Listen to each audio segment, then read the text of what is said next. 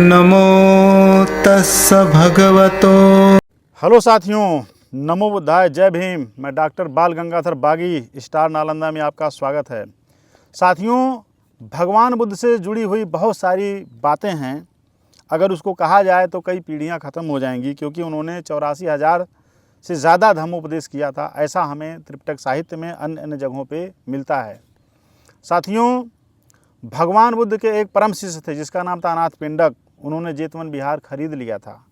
एक ऐसा व्यक्ति उस ज़माने में जो पूरी तरीके से असामाजिक था, जिसके सामाजिकता से कोई लेना देना नहीं था, उस समय का करोड़पति अरबपति व्यक्ति था। लेकिन ऐसा क्या हुआ उसके जीवन में कि उसने कहा कि मैं राजा के उस बाग को खरीद लूँगा जो राजकुमार का है, जो अमूल्य है, जिसकी कोई कीमत नहीं है।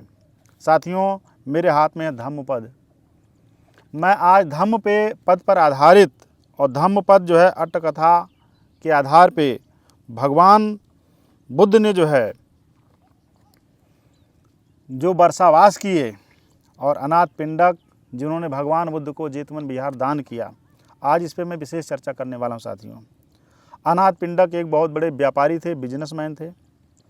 भगवान बुद्ध में उनकी आस्था से, भगवान बुद्ध से जब वो मिले तो दीवाने हो गए, और उन्होंने कहा कि भगवान, मैं आपके लिए कुछ करना चाहता हूँ। उन्होंने सारिपुत्र से बार बार आग्रह किया। सारिपुत्र ने कहा कि ठीक है, मैं भगवान तथागत बुद्ध से बात करता हूँ।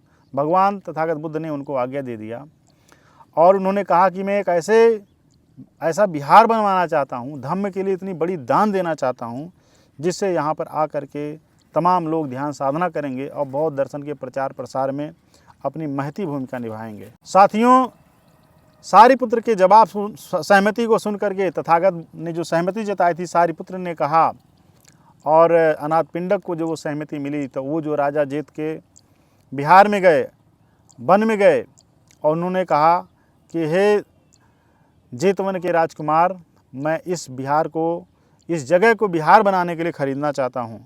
उन्होंने कहा, तुम्हें पता नहीं है कि तुम राजकुमार जेत से बात कर रहे हो, और राजकुमार जेत का बाग कोई खरीद नहीं सकता है। उन्होंने कहा, इसकी जो कीमत होगी मैं दूंगा। तो उन्होंने कहा कि इस पूरी भूमि पर अगर आप स्वर्ण मुद्राएं बिछा दें तो मैं आपको ज़मीन दे दूंगा। राजा प्रसन्नजीत के जो बेटे थे, जेत उनका नाम था, राजकुमार जेत, उन्होंने जब अनाथ पिंडक से कहा कि ठीक है, आप स्वर्ण मुद्राएं बिछा दीजिए, हम आपको ज़मीन दे देंगे, और जब उन्होंने उनकी आज्ञा पाई, उन्होंने अपने नौकरों को आदेश दिया कि जाओ और जा करके बैलगाड़ी में लाद करके स्वर्ण मुद्राएं लाओ और पूरा जेतवन बिहार में बिछा दो। साथियों, आपको बता दूं कि जो जेतवन बिहार है उस अवस्थी में है, जिसको वर्तमान में श्रावस्ती कहा जाता है। जब उन्होंने ला करके बिछा दिया, थोड़ी सी जगह बची थी, तब उन्होंने पूछा कि ये जगह किस लिए खरीद रहे हो। उन्होंने कहा कि भगवान बुद्ध यहाँ पे आएंगे, धम्मोपदेश करेंगे। साथियों, उन्होंने कहा कि मेरी तरफ से धम्मदान है। तो कहने का मतलब साथियों यह है कि अगर जीवन में कोई बड़ा काम आप करते हैं, कोई बाधाएं आती हैं, तो कई बार वही बाधाएं आपका समर्थन करने लगती हैं। इस घटना से ये भी बात पता चलती है हमको। साथियों, धम्मपद का जो पहला वर्ग है वो यमक वर्ग है। भगवान बुद्ध जो है यमक वर्ग के पहले सूत्र में कहते हैं कि जो व्यक्ति है, अगर उसका मन कंट्रोल है, वो निश्चित ही आगे जाएगा। तो कहते हैं, मनोपवंगमा धम्मा मनोसेठा मनोमया मनसाचे पदुत्थेन भासति वा करोति वा ततो न दुख मनवेति चक्कं वा वह तो पदंग। मन सबो दुखों का पूर्वगामी है। जो मन से स्ट्रांग नहीं है, जो सकारात्मक सोचता नहीं है, दुख उसके पीछे उसी तरीके से हो लेता है जिस तरह से बैलगाड़ी के पीछे चलने वाला पहिया बैल के पीछे पीछे चलता रहता है। भगवान बुद्ध ने जो तत्व मीमांसा की बात किया साथियों, बहुत दिलचस्प बात है। कबीर ने चाकी का उपदेश दिया, तथागत गौतम बुद्ध बैल का उपदेश दे रहे हैं, बैल का एग्जाम्पल दे रहे हैं। तो साथियों, जो समय की टेक्नोलॉजी होती है, कोई भी दर्शन या दार्शनिक अपने समय की टेक्नोलॉजी के अनुरूप ही उदाहरण गढ़ता है अपने दृष्टांत को समझाने के लिए। तथागत बुद्ध ने जो है, जो बैल का पहियों का एग्जाम्पल दिया है मन को कंट्रोल करने के लिए, यही बात है।